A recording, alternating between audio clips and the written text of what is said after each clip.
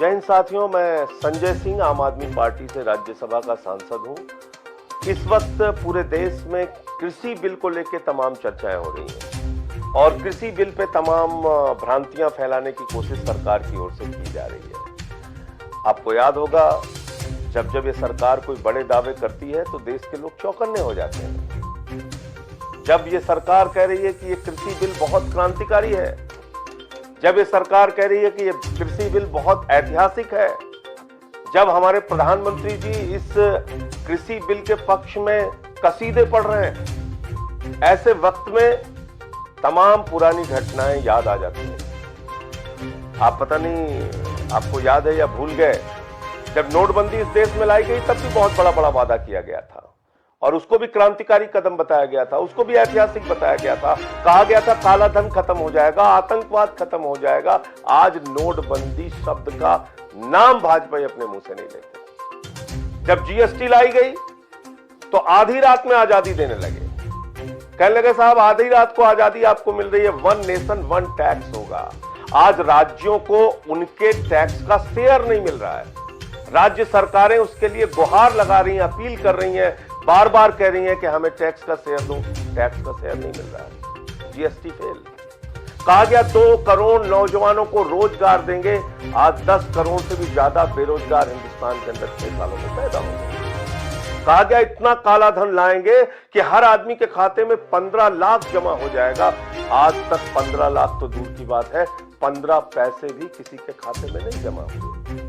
कहा गया रेल का निजीकरण नहीं होगा, एयर इंडिया का निजीकरण नहीं होगा, एफडीआई का हम विरोध करते हैं, निजीकरण का हम विरोध करते हैं। लेकिन इस सरकार ने किया क्या? बीपीसीएल, जिसको खुद नरेंद्र मोदी जी की सरकार ने महारत्न घोषित किया, आज उसको बेच रहे हैं। रेल को बेच रहे हैं, सेल को बेच रहे हैं, कोल इंडिया को बेच रहे हैं, एयर इंडिया को बेच रहे हैं, बैंकिंग सेक्टर को बेच रहे हैं, इंश्योरेंस सेक्टर को बेच रहे हैं। यानी सब कुछ बेचने की कार्रवाई इस देश के अंदर चल रही है। तो क्या बेच के हिंदुस्तान को आगे बढ़ाया जाएगा? तो इसलिए जब कृषि बिल पर यह सरकार बड़े दावे कर रही है तो होशियार हो जाना, सावधान हो जाना, इनके पिछले वादों को याद कर लेना। अब शुरू करते हैं खास तौर से किसानों से इन्होंने क्या वादा किया था। इन्होंने किसानों से वादा किया था कि इस देश के अंदर जो स्वामीनाथन आयोग की रिपोर्ट है, वो रिपोर्ट अक्षरशः लागू की जाएगी। और वो रिपोर्ट क्या कहती है? वो रिपोर्ट कहती है C2 के ऊपर 50% मुनाफा। ये कब कहा था इन्होंने?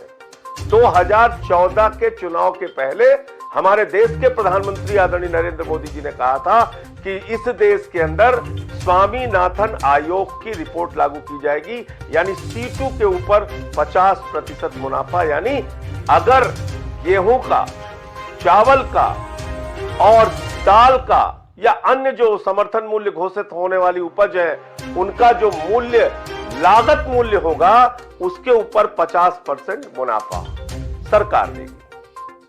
आज तक वो फार्मूला हिंदुस्तान के किसानों के लिए लागू नहीं किया गया, यानी 50% मुनाफा किसानों को नहीं दिया गया। इसके अलावा क्या कहा गया? किसान की आय 2 गुना की जाएगी। आज तक किसानों की आय 2 गुना नहीं हो पाई। इसके अलावा क्या कहा गया? किसान को ऐसी तरक्की के रास्ते पर हम ले जाएंगे, हिंदुस्तान की तकदीर बदल जाएगी। आज ये बिल जो लेके आए हैं, इसमें भी ऐसे तमाम बड़े वादे, तमाम बड़े सपने, तमाम आपको दिन में सपने दिखाने का काम किया जा रहा है। होशियार हो जाइएगा, सावधान हो जाइएगा। एक बार इस बिल को जरा पढ़ लीजिएगा, आपके लिए है क्या। पहली बात शुरू करते हैं। सरकार कहती है एमएसपी खत्म नहीं होगी, एमएसपी खत्म नहीं होगी, एमएसपी खत्म नहीं होगी। देश के प्रधानमंत्री कहते हैं एमएसपी खत्म नहीं होगी, कृषि मंत्री कहते हैं एमएसपी खत्म नहीं होगी, तमाम मंत्री आके बयान देते हैं एमएसपी खत्म नहीं होगी। अरे भैया, एमएसपी अगर खत्म नहीं होगी, न्यूनतम समर्थन मूल्य अगर तुम ईमानदारी की नियत से देना चाहते हो सरकार को, तो मुझे जरा बताओ कि इस तीनों बिल में कहां तुमने एमएसपी का जिक्र किया। यानी इस तीनों बिल में किसानों के लिए जो बिल आया है, इसमें एमएसपी शब्द का इस्तेमाल तक नहीं किया। न्यूनतम समर्थन मूल्य देने का एक शब्द भी तीनों बिल में नहीं लिखा। यह पहला धोखा है। मतलब क्या है? मतलब साफ है कि अगर किसी किसान को कोई पूंजीपति न्यूनतम समर्थन मूल्य नहीं देता, यानी सरकार द्वारा निर्धारित गेहूं के लिए, चावल के लिए, दाल के लिए, प्याज के लिए, सब्जियों के लिए, जो भी गन्ने के लिए जो निर्धारित समर्थन मूल्य होगा, अगर उससे कम पर कोई पूंजीपति खरीदारी करता है या व्यापारी खरीदारी करता है, तो सरकार कहती है हम कोई गारंटी आपकी नहीं ले रहे, हमारी कोई जवाबदेही नहीं है, क्योंकि बिल में न्यूनतम समर्थन मूल्य का जिक्र नहीं है। इसका मतलब अगर